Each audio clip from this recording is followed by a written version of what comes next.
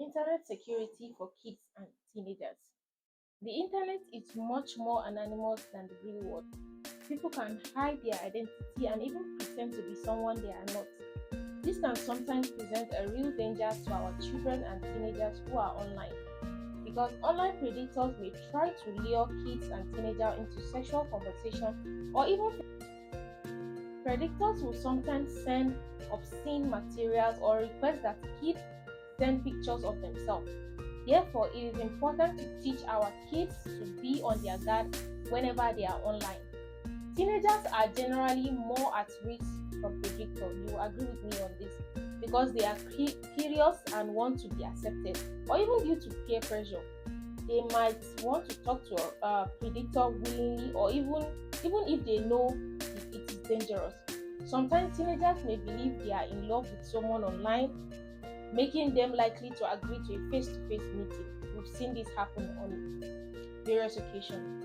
While it is not necessarily likely that your child will be contacted by a predator, the dangers still do exist.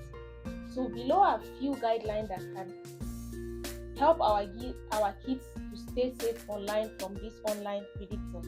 Number one, we should advise them to stop using suggestive screen name or photos.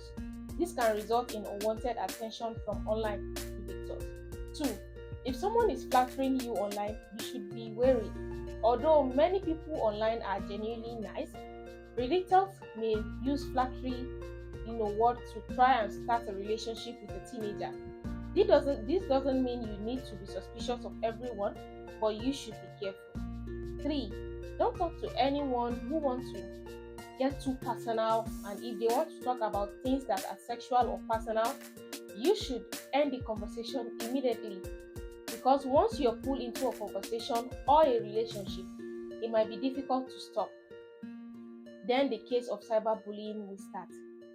4. Keep in mind that people are not always who they say they are. Predators may pretend to be children just like you, they may pretend to be teenagers to talk to you. They might use a fake profile picture or a catfished account and add other profile details that appear to be more complete. Number 5. Tell a parent or a trusted adult if you encounter a problem. If anyone is making you feel comfortable online, you should tell your parent or a trusted adult immediately.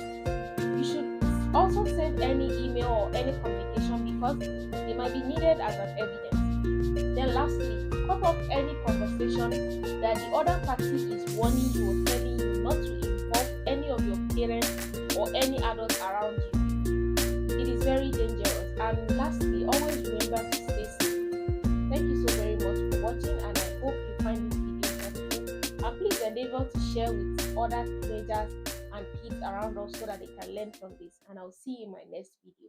Bye.